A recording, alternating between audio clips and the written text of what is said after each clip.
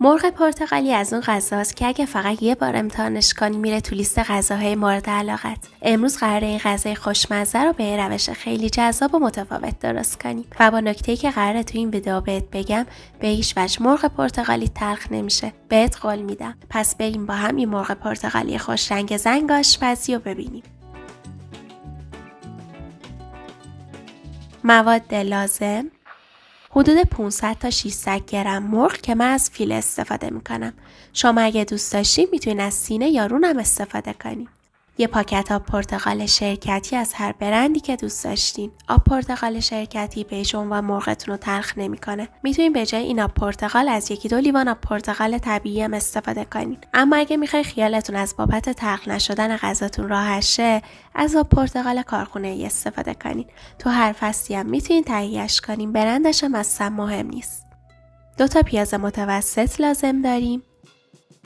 زعفران دم کرده، نصف قاشق چایخوری زردچوبه، فلفل سیاه 1/4 قاشق چایخوری، حدود 1.5 قاشق چایخوری نمک، کره 50 گرم، یه مقدار خلال پسته که اختیاریه و حدود 4-5 قاشق زرشک. برای شروع مرغمو مزه درش میکنم. من فیله‌امو باریک به این شکل برشش زدم تا به شکل حلزونی بپزمش. خب اول مرغمو خوب آغشته به زعفرون میکنم.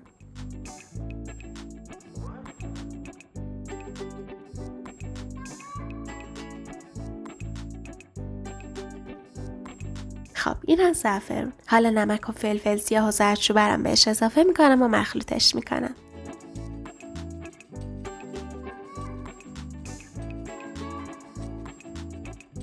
خب من مرغا رو خوب با موادم مخلوط کردم.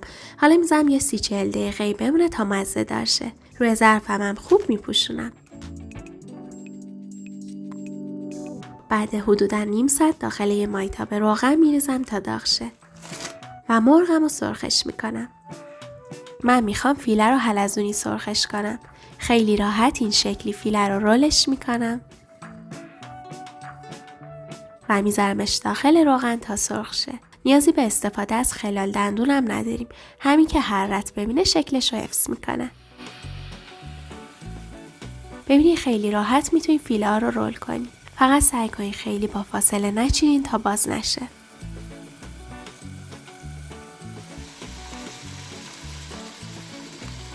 اجازه بدین هر دو طرف خوب سرخ شه تا حین پخت رولتون باز نشه.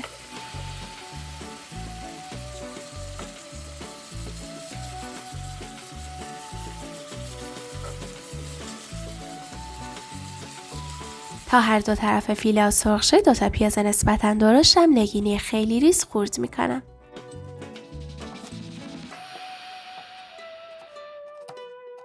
سعی کنین پیاز رو خیلی ریز خوردش کنین تا سس مرغتون یک دستش و پیاز حین پخت آب شه. خب اینم از پیازم و اینم از فیله سرخ شده. ببینید فیله ها چه خوب شکلشون رو حفظ کردن. مرغ سرخ شده رو از مایتابه خارج میکنم.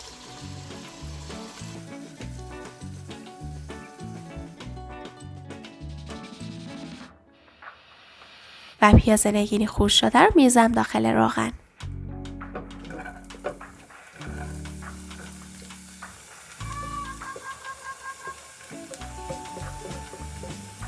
حالا یکم پیازم رو تفتش میدم تا نرم شه. خب من پیازم رو تفتش دادم و الان کمی نرم شده. حالا مرغای سرخ شده رو میشنم داخل مایتابه.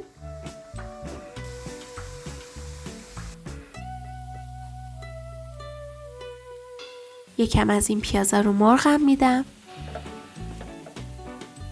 و یه پاکت آب پرتقالم بهش اضافه میکنم. توی این مرحله میتونین از مخلوط آب و آب پرتقال طبیعی هم استفاده کنین. من قبلا با آب پرتقال طبیعی هم آموزش مرغ پرتقالی رو گذاشتم تو کانال. نکات تلخ نشدنش هم گفتم.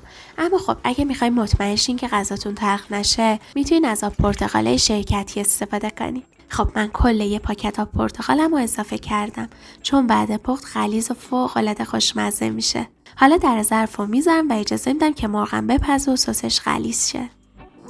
اواخر پخت مرغ یه ترکیب فوق‌العاده خوشمزه و خوشرنگم درست می‌کنیم که بدیم روی مرغا. برای این کار داخل یه مایتابه 50 گرم کره رو می‌ذاریم که آب شه.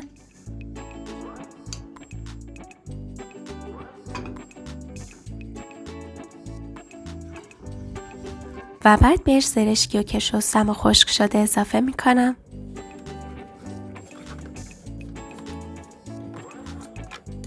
و کمی تفت میدم تا حالت بادکنکی پیدا کنه.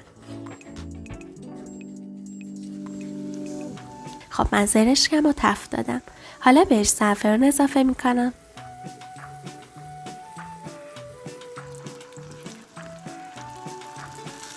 و کمی خلال پسته هم بهش اضافه میکنم.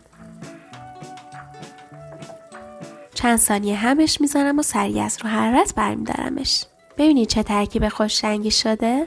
نصف این ترکیب رو میتونیم برای درست کردن زرشک پلو نگه داریم. خب الان سس مرغ من غلیظ شده و فوق‌العاده خوش رنگه. مرغا رو برمیگردونم که ببینین چقدر خوش رنگ شده. ببینین مرغمون تو سس پرتقالیش چقدر خوش رنگ شده. حالا از ترکیب کره و زرشک و خلال پسته زعفرونی میدم روی مرغا.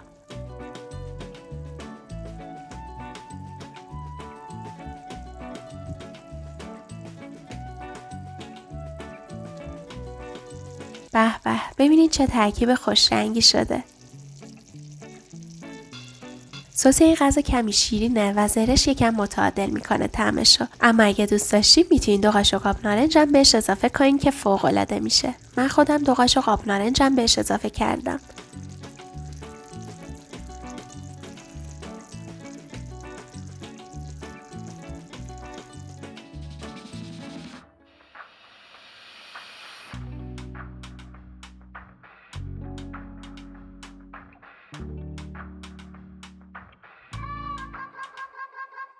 پیشنهاد میکنیم که این مرغ حتما امتحانش کنی، به خصوص کسایی که قبلا مرغ پرتقالی پختن و تلخ شده. قول میدم که به هیچ عنوان غذاتون تلخ نشه. شما اگه فقط سس این غذا رو تست کنین طرفدارش میشین.